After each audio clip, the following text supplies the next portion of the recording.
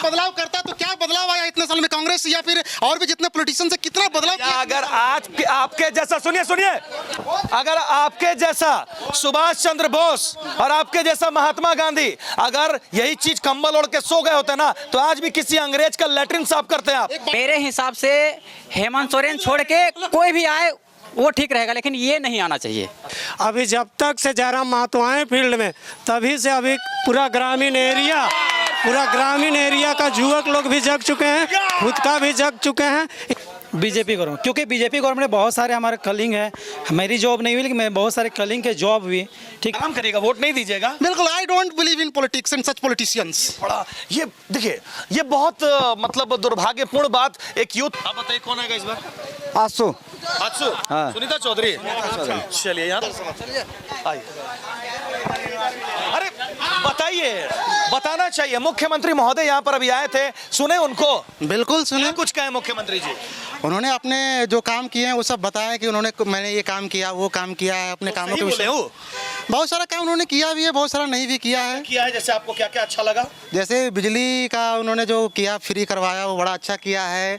लेकिन अभी उनके विरुद्ध जो छात्र लोग आंदोलन कर रहे हैं घोटाले को लेकर, शायद ये अगर हुआ होगा तो बड़ा बुरा हुआ है। नहीं हुआ ये हुआ है। मतलब आप न्यूट्रल आदमी है, तो इस बार किसको लाना चाहते हैं? दोबारा हेमंत सोरेन को लाएंगे या कमल की सरकार खिलाएंगे? मैं इस पूरे घटनाक्रम में एक ही बात कहना चाहूँगा। मुझे 1974 में एक फिल्म याद आ रही है, रोटी कपड़ा और मकान, जिसमें अमिताभ बच्चन कहते हैं कि किस किस को देखिए, किस किस को रोइए, आराम बड़ी चीज़ है, मुंह ढक के सोइए। आराम करेगा, वोट नहीं दीजिएगा। बिल्कुल, I don't believe in politics and such politicians. बड़ा ये देखिए, ये बहुत मतलब दुर्भाग्यपूर्ण बात। एक यूथ, कितना उम्र है आपका? मैं 32 वर्ष का हूँ। 32 साल का मतलब कि आग है उसके अंदर में। और हम आपको बता देते हैं कि इन्होंने ये कहा, तो वोट देना ना सबसे बड़ा अधिकार है, और ये लोकतंत्र का जो महात्योहार है, इसमें वोट जरूर दें। पूरे देश को जागरूक करने के लिए, जनता जनार्दन को जागरूक करने के लिए जिला प्रशासन, स्टूडेंट्स रोड पर उतरकर हर तरह से प्रचार कर रहे हैं कि आप अपने मताधिकार का प्रयोग करें, क्योंकि आप अपने उंगली में जब स्याही लगाते हैं ना, तभी देश के मुकम्मल तस्वीर को बदलने की कवायद शुरू करते हैं। और आप कैसे कह सकते हैं कि आप वोट नहीं देंगे? ये गलत शब्द है। वापस लीजिए, वोट देंगे आप। देखिए, वोट देंगे। एक बात समझिए, मेरी बात मुझे नहीं, आपसे हम बात नहीं करेंगे, आपसे हम बात नहीं करेंगे। आप जब मताधिकार का, लोकतंत्र के बातों का हनन करेंगे तो मैं लोकतंत्र का आप सोकर समस्या का कैसे निदान कर लेंगे? आपके घर में कोई अब घुसेगा हमला करने के लिए, तो आप कंबल ओढ़ के सो जाइएगा। एक ही बात मुझे भी बोलने का मौका दीजिए। भारत के आजादी में इतने साल गुजर चुके, क्या लगता है कि भारत में कितना बदलाव आया आपके हिसाब से? अरे हम बदलाव की बात इतना बदलाव करता तो क्या बदलाव आया इतने साल में? कांग्रेस या फिर और भी जितने पॉलिटिशियन से कितना बदलाव किया? अगर आज आपके जैसा सुनिए, अगर आपके जैसा सुभाष चंद्र बोस और आपके जैसा महात्मा गांधी अगर यही चीज कंबल ओढ़ के सो गए होते ना, तो आज भी किसी अंग्रेज का लैट्रिन साफ करते हैं आप। समझ गए? इस वक्त चलिए, सुभाष चंद्र बोस या महात्मा गांधी जिंदा होते तो वो रो रहे होते कि हम लोगों ने भारत को आजाद क्यों करवाया, इस स्थिति में क्यों पहुंचाया। आप यूथ को ये चीज नहीं कहिए, वोट देना अधिकार है, वोट दीजिए। मैं अपना राय रख रहा हूं। मैं लोग आप मोटिवेट, पर्सनल ओपिनियन। बहुत अच्छी। चलिए आप बताइए सर, किसको लाएंगे इस बार? बीजेपी। क्यों बीजेपी? रीज़न है कि बहुत सारा करप्शन हुआ है जेएमएम के गवर्नमेंट में। जैसे कि सीट बेचने का काम बहुत ज़्यादा हुआ है। सबसे बड़ा कि स्टूडेंट वर्ग में लोग में ये प्रॉब्लम हुआ है कि कोई ऐसा वैकेंसी नहीं है। कुछ दिन पहले ही आप मुख्यमंत्री जी का जो, उसमें लगभग 150 से 200 स्टूडेंट राजस्थान के थे। ये खुद आप लोग न्यूज़ मीडिया वाले लोगों ने बताया।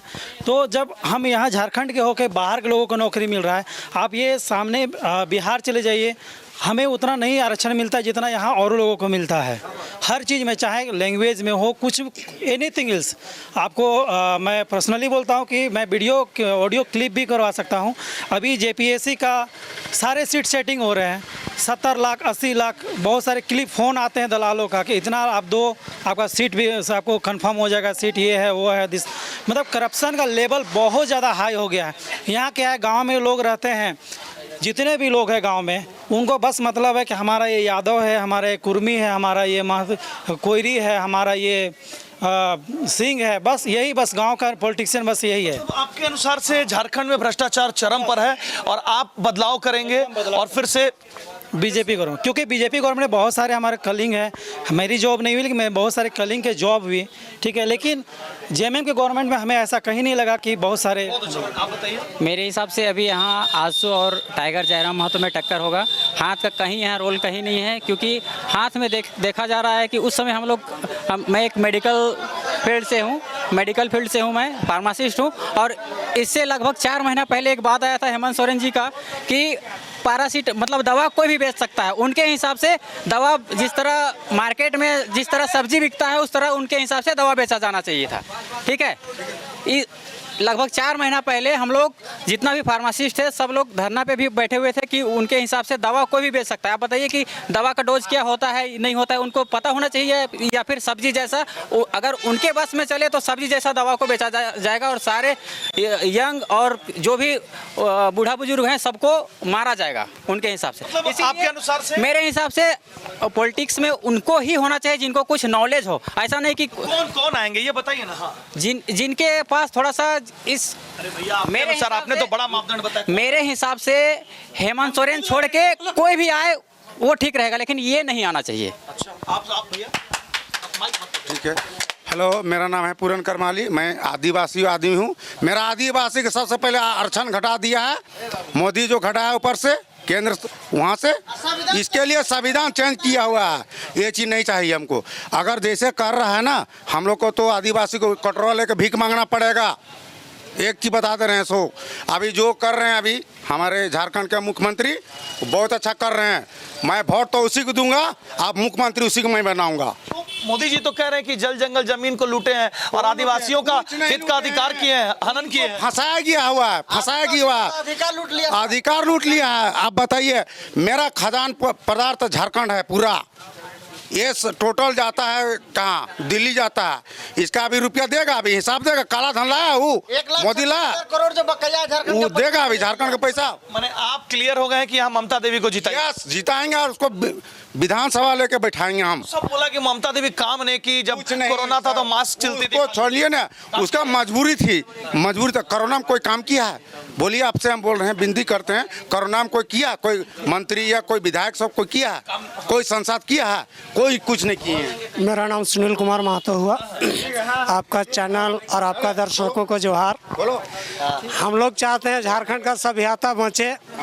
जैसे बीजेपी में तो सब देखते हैं लीडरशिप कर रहे हैं बाहरी लोग, कांग्रेस में भी देख रहे हैं लीडरशिप कर रहे हैं बाहरी लोग। अभी जब तक से जयराम महतो आए फील्ड में, तभी से अभी पूरा ग्रामीण एरिया का युवक लोग भी जग चुके हैं, खुद का भी जग चुके हैं। इस चलते आप इतने ही बात बोल के जोहार। कौन कैंची छाप पानेश्वर महतो, रामगढ़ विधान से पानेश्वर महतो। लास्ट 1-2 लोग और बताइए। कोई बोलना चाहते हैं? वो बोल चुके हैं, वो बोल चुके हैं। और कोई तो चलिए, ये दुलमी बाजार टाड़ का मैदान के लोगों का आपने राय जाना कि अब की बार क्या खिलेगा कमल, क्या बनेगी भाजपा की सरकार, या फिर चुपचाप हाथ छाप, मतलब फिर से बनेगा हेमंत सोरेन का सरकार, या फिर सब पर चल जाएगा कैंचे और बनेगी जयराम की सरकार।